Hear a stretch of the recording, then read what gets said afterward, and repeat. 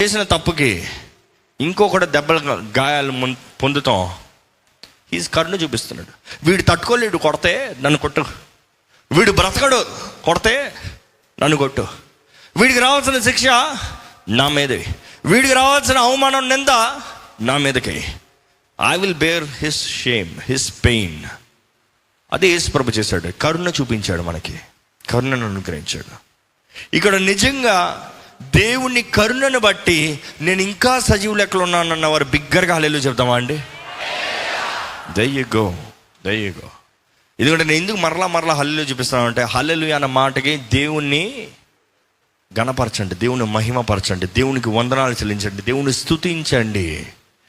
ఒకరినొకరు చెప్తాను, అవును దేవుని స్తుతించండి. ఆయన చేసిన కార్యాలు బట్టి స్తుతి మన నోటి మీద ఎప్పుడు ఉండాలండి. దయచేసి గుర్తుపెట్టుకోండి, మన స్తుతి